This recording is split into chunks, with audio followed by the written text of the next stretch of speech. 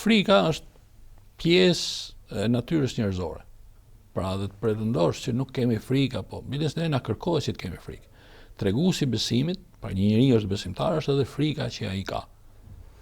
Pra është frika ndaj Allahut xhaleshanu, frika llogaridhënies, frika ndaj zjarrit të xhenemit, frika se shejtani do ta mashtrojë, frika në këto elemente të joshës të dynjas. Pra elementi frikë duhet ta shoqërojë njeriu. Po të njëjtën kohë frika duhet kontrollohet nga besimi. Po të shohësh Allahu xhaleshanu, pra unë pa ne e them gjithmonë, problemi jon si shoqëri është që ne jemi shkëputur nga Kurani famlar. Jo se nuk e lexojmë. Kurani lexohet shumë, militari muajin e Ramazanit lexohet edhe më shumë se sa në çdo kohë tjetër. Po gjithmonë ne Kuranin e lexojmë vetë tret.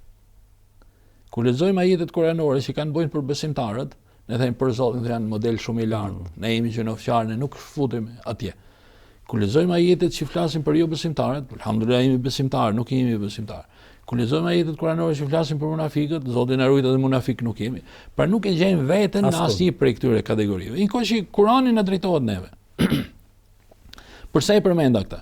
Po shohësh Allahu xhaleshanu kur tregon historinë e krijimit, pra e fillon nga pika zero, ku s'ekzistonte asgjë përveç tij.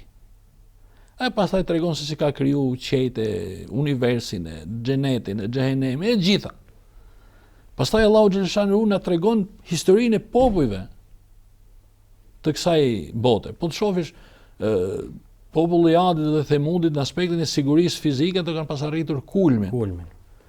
Pra, jo më kot Allahu xhaleshanu na tregon një gjë të tillë. Po nuk u bëri dobi. Pse e shkaku ishte shkputja që ato kishin me Zotin. Po të shohësh historinë e Jusufit alayhis salam me vëllezërit e tij. Ato e morën Jusufin vëllezërit dhe hodhën në pus. Vetë u kthyen në shtëpi. Në realitet kush ishte në pus? Vëllezërit e tij ishin pusin e dëshpërimit.